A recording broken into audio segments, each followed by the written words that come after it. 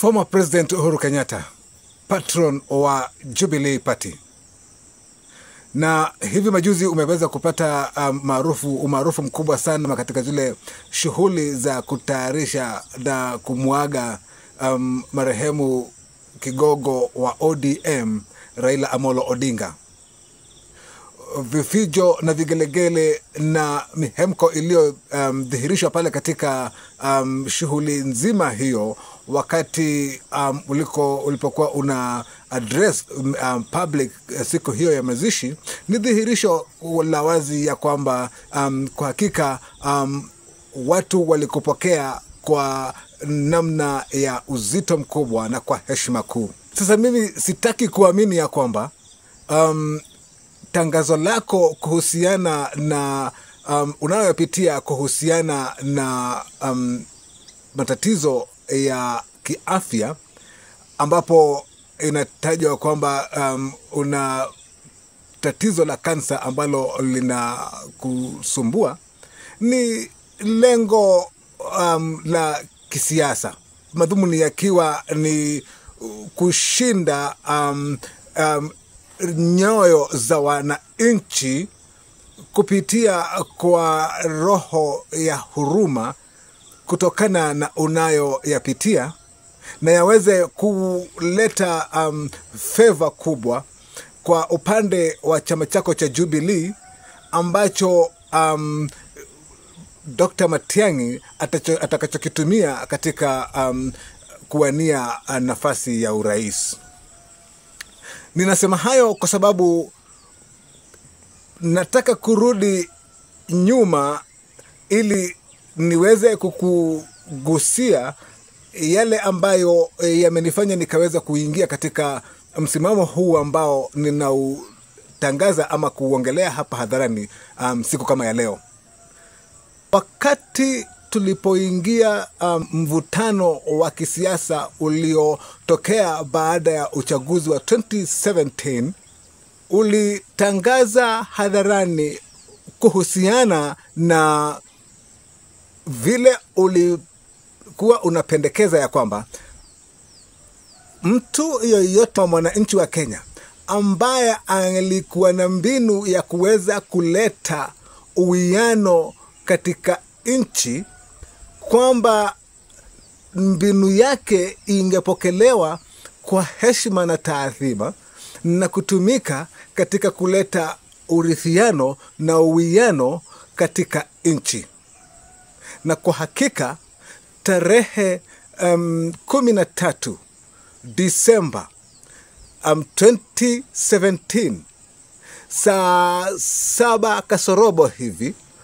niliweza kuweka tweet yangu katika mtandao wangu wa Twitter, ambayo ni X kwa sasa,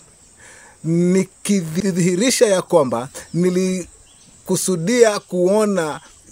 chama cha Jubilee kikiketi chini katika meza ya majadiliano na kushauriana na vigogo wa upande wa NASA ili kuweza kuleta utulivu katika nchi. Na ni jambo ambalo lilikuja kujidhihirisha wazi pale tarehe 9 mwezi wa 3 2018, ya kwamba pendekezo ambalo nilikuwa limelitoa hadharani ndilo pekee ambalo liliweza kufanya kazi ya kuleta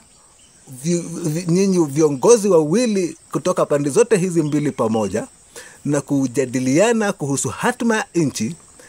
hatua ambayo ilipelekea kuregea kwa utulivu nchini. Hebu nikukumbushe matamshi hayo. To all Kenyans, to help in achieving our common goal of peace, stability and prosperity for all. It is our shared responsibility to work for these ends, knowing that we all have a role to play and we all must listen to one another. After all, a good idea must always give way to a better idea wherever it comes from. Je, leo unaweza kukiri ya kwamba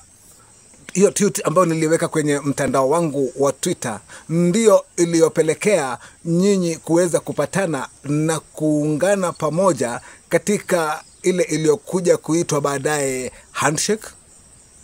Unaweza kukubali ya kwamba niliwatumia barua za kuweza kudai haki ya kutambuliwa kama ambaye ndiye aliyewezesha jambo hilo la nyinyi viongozi wawili kuja pamoja na kuleta utulivu uliofuatia katika nchi baada ya nyinyi kuja pamoja, kwamba mimi ndiye niliyekuwa mwanzilishi wa jambo hilo. Na unaweza kukiri ya kwamba niliwatumia barua hizo ambazo ofisi ya Jubilee haikuwahi kujibu, na hakuna barua yoyote iliyorudishwa kwangu kudhibitisha ya kwamba barua yangu ilikuwa imepokelewa katika ofisi ya Jubilee. Barua ambazo nilikuwa nimezituma through registered mail, ambapo barua iliyokwenda kwenye ofisi ya ODM ilidhihirisha ya wazi ya kwamba wamepokea barua hiyo, na nikatumiwa kopi ya kudhibitisha kwamba barua hiyo ilikuwa imepokelewa katika ofisi ya ODM. Je, leo unaweza kukiri ya kwamba mlinyamazia swala hilo ili kunididimiza na kuninyima fursa ya kuweza kufurahia nafasi ya uzalendo ambayo nilikuwa nimeitoa ikiwa mchango wangu kwa nchi yangu? Unaweza kukubali leo kwamba sababu ambayo ilizuilia Jubilee na ODM ambazo zilikuwa zinafanya kazi pamoja zikiwa katika muungano wa handshake, zilichukua hatua ya kunyamazia madai yangu kwa sababu hamkutaka niweze kufufua shirika ambalo nilikuwa nimelibuni, shirika ambalo halina misingi yoyote ya kisiasa, shirika ambalo halikuwa na lengo lingine isipokuwa kushinikiza hatua zinazohusu hali za wananchi wanaoishi katika hali duni za maisha kuweza kushughulikiwa kama inavyohitajika na kuagizwa katika katiba yetu ya leo, shirika ambalo liliitwa Kenya National Organization for the Welfare of Unemployed Persons. Unaweza kudhibitisha leo ya kwamba mliona wananchi ambao wanaishi katika hali duni za maisha walikuwa na uwezo wa kuongea na sauti na kuwanyima nyinyi nafasi za kuendelea kuwahadaa kwa misingi ya kisiasa, hadi ambapo misingi thabiti ambayo imependekezwa kikatiba kutumika katika kuitunza hali na hadhi ya Mkenya. So leo hii unapoongelea kwamba hali zako za ugonjwa zina athiri hali zako za kimaisha, hiyo ndio hali ambayo mlininyima mimi nililokuwa ninalenga katika kuinua shirika hilo, na katika kuleta handshake, na katika kufanya yale yote ambayo nimeyafanya kama mzalendo halisi wa nchi hii ya Kenya,